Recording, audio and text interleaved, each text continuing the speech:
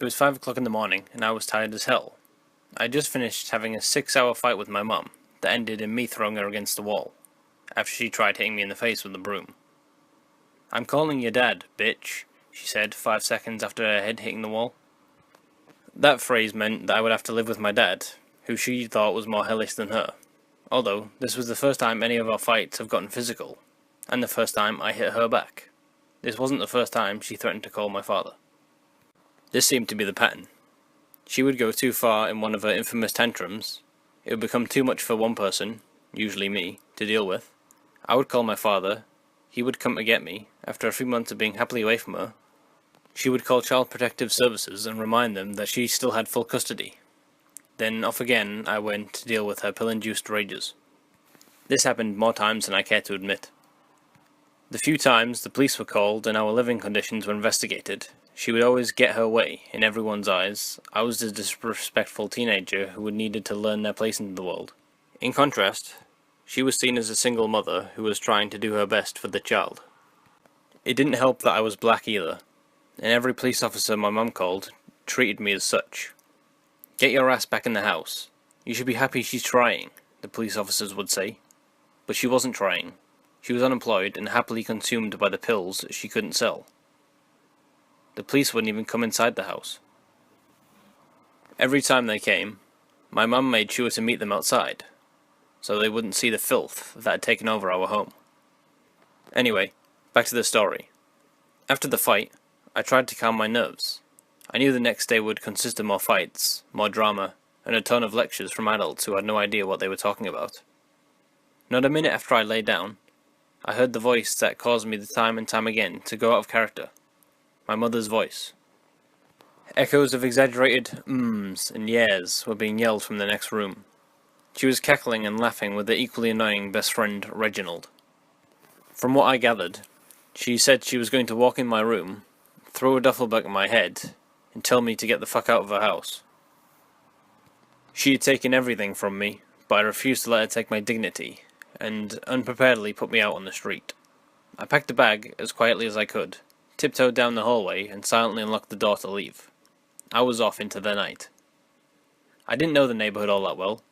This was our 5th apartment within the last 3 years, so after the 3rd one, I just stopped bothering to learn routes altogether. I walked around aimlessly for about 4 blocks. I didn't care where I was going, just as long as I got away from that apartment. I was using the time to think of what would happen the next day, when what seemed out of nowhere, a man popped up from down the sidewalk. I gave out an involuntary "what the fuck" and took a step back. I didn't know if he was trying to purposely scare me, or if he was just a homeless person about to ask for money. He had a long beard, a bald spot I could see from a mile away, and a brown paper bag. I recovered myself. I couldn't afford to look scared in this neighbourhood like this. I lowered my head and turned around to find another route, but tripped in the process, spilling all the remnants out of my bag. I tried to gather all my stuff that fell, but the guy was getting antsy, coming closer and closer. I was only able to gather my iPad and a pair of underwear before I decided to fuck it, and ran off as fast as I could. The street was dark, and I felt my contacts falling out. You never know how truly cold the world is until you're caught without a jacket. I ran a full block before I had to catch my breath. I was tired, crying, furious, alone, and scared. I couldn't do this anymore. I decided to turn back and go home when the same man, who I thought I outran, started limping towards me. He looked tired too, but determined to catch me. "What the fuck do you want, old man?" I thought. I could see the sun starting to rise. I thought maybe, if I kept running, I would eventually find a police officer to help me get back home. But that was a useless idea. They would see a sweaty black teenager running down the street holding an iPad. What if they thought I stole it? What if they actually believed my story, but put me in jail anyway for running away? In the middle of running for my life, I heard the most southern voice any man could have. "You Renee's boy, right?" I stopped dead in my tracks and turned my head around, making sure to keep my distance. Why does my mum have to know everyone in this town, I thought. "Yeah," I said, trying to muster some kind of authority into my already shaking voice.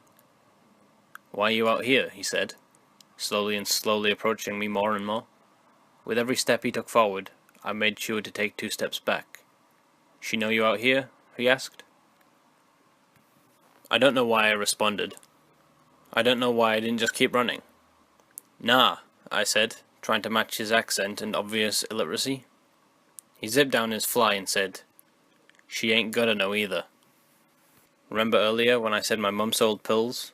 Well, a hurried epiphany crossed my mind. He wasn't one of my mum's friends. He was one of her customers. A grin started to spread across his face that still haunts me to this day. His eyes were a jaundice yellow, almost like a cat. I've never seen eyes that looked so hungry. "You help me out, I help you out," he said, still slowly approaching me. "Get the fuck away from me," I yelled as loudly as I could. With what little energy I had, I turned away, preparing to run again. I hadn't even made it 3 feet before I heard sirens blaring from around the corner. The bearded man took off. After seeing him run, I had another terrible realization. He could have caught me at any time. Hell, he was a lot faster than I was. Who knows how long he was watching me before he popped up from around that corner. The police brought me back to my mum's house, completely ignoring my warnings about the homeless paedophile. Most of my prediction came true. My mum was the one who called the police. The officer said they'd been looking for me for almost 4 hours. 30 more minutes and they would have had to issue an Amber Alert. I was sent away to live with my dad for 3 months. It was pretty chill, and a lot more calming than I was used to. My mum got arrested shortly after. I still don't know what for, but my guess is she tried to cheat the wrong person out of their pills. I'm 20 years old now, and I still think about that homeless man's surreal grin, and know how far I would have got, had it not been for those sirens.